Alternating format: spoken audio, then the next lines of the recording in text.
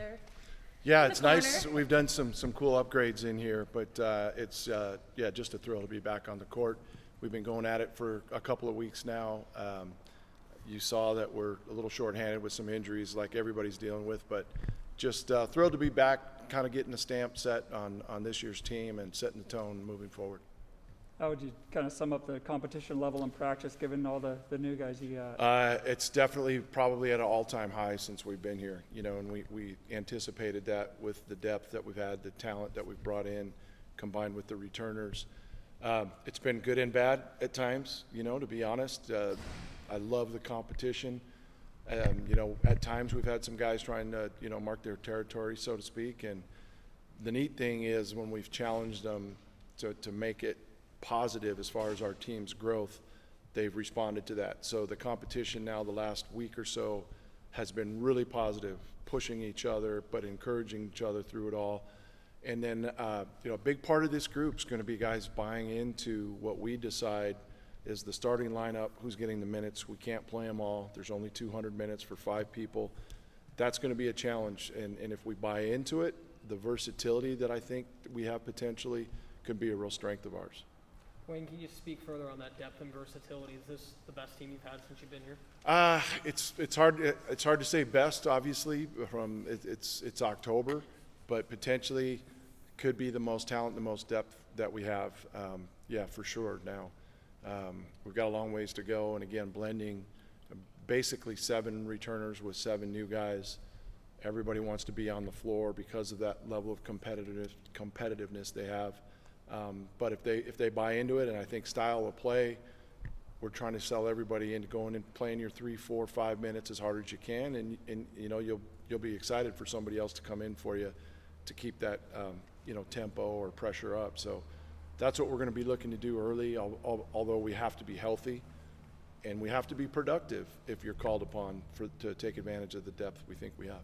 One of the more noticeable things, just from a brief look at the team, is how some guys have been able to transform their bodies. Yeah. Rodrigue, Isaiah come to mind. What have you guys been able to accomplish in the weight room this offseason? I think as soon as last season ended and the dust settled, we challenged those guys, are we going to be content or are we going to thirst for more? And I know those two that you mentioned want to have a bigger hand in things and went to work.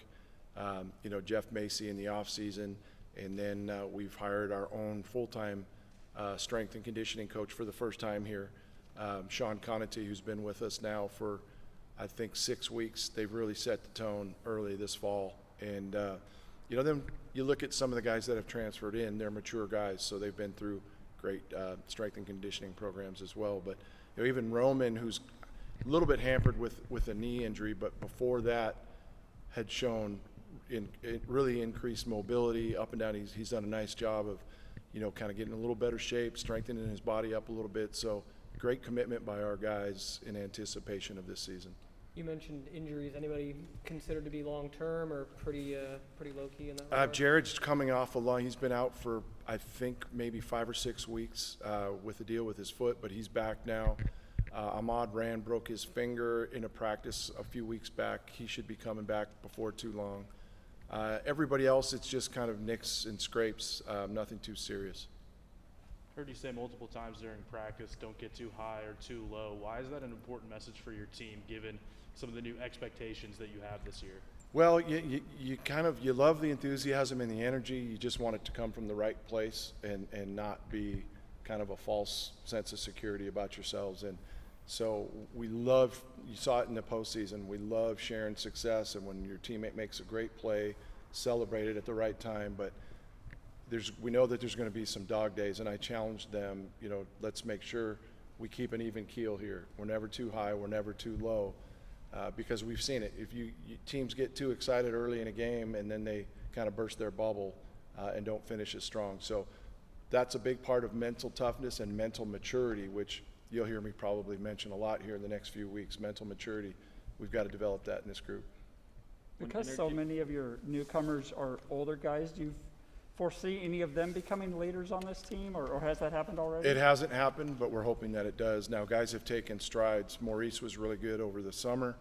Warith has really picked it up of late. Roman's been really rock solid. Jared and Gianni were good through a lot of the spring and summer. And then they've kind of had, like, you know, Jared's been out, he hasn't practiced, so it hasn't been quite the same. But it will, you know, we'll challenge him to get back to where he was. But that's going to be something. It's easy to lead now, but when playing time and those starting positions are handed out, you know, you can't wane in those moments. You've got to continue with the positive leadership, and that's something we're still trying to cultivate. To that point, with Ethan leaving, you know, obviously a veteran presence, how important is it for other guards to step up in his absence? Yeah, it's huge, and you know, your bigs can lead too, but you know, the guards are the ones that have the ball in their hands a lot, demand a lot of the focus and attention. So we've got to get that from them. And I mentioned Gianni and Jared really growing up and doing a nice job, but there's no reason some of the new guys can't take that on. Dexter's been really vocal. Trey's been really positive, you know, the last week or so with his leadership. We've got to have it, you know, moving forward as well. But, you know, it's like when we lost, you know, GP2, somebody else had to step up. We lost Stevie and Drew, somebody else, you know, we lost Trace, and it always happens. I would hope that it happens a little bit sooner than maybe it did last year. But we'll certainly miss guys like Ethan and Zach, but expect some new guys to kind of step up for the cause here. When energy is low, who do you look up to bring it back up? I think Gianni probably and Jared will be the guys I could go to and challenge. We'll expect it from them again. Never too high, never too low. You know, great leaders lead even when things aren't going their way, and so that's something that we'll keep an eye on as we move forward. At the end of last season, during the whole run, you were like, okay, it hasn't hit me yet. It hasn't hit me yet. Every game. When did, I guess, the postseason, the Elite Eight, when did it finally hit you? Was it during the summer? Was it when it all ended? Yeah, it's a good point, because I even mentioned to my wife the other day, gosh, I'm not sure that I've ever sat down by myself to take it in. And she reminded me that we had a moment. We went to Mexico for a couple weeks in May, just the family. And there was a couple opportunities there where it was like, wow, it hit us that, you know, the team took us on an incredible ride. But as a coach, you're now thirsting for the next thing. So quickly put it behind us, and it's neat that we've got some things hanging on the walls. I think the banners are going up tomorrow, but you know, it's kind of, you're never as good as your last game, and you got to move forward, or whatever that saying is. So we're excited to kind of get started into 21-22, and this is a new group. It was great what we did a year ago, but it's behind us, and now we want to move on to the next thing. How excited are you and the guys this year to have fans inside of Gill after just a season of nothing? Yeah, I mean, it's huge. This place becomes such a tough arena for our opponents to play in when we've got the crowds in there, and we're looking forward to getting them back. And it's crazy. I can't remember exactly. I know it was sometime in the spring. Somebody mentioned we won 9 in a row away from Gill, which, you know, for a while it was tough for us to get road wins.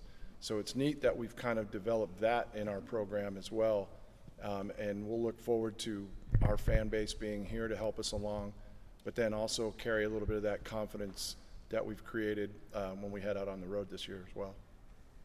Along the lines of, you know, moving on to a new season, how do you approach trying to stay hungry from you all the way down? Well, you know, it's great. Guys like Jared and Gianni have been talking since the end of last season. Like, we weren't satisfied with our preseason. We thought we could have performed better early in conference play as well.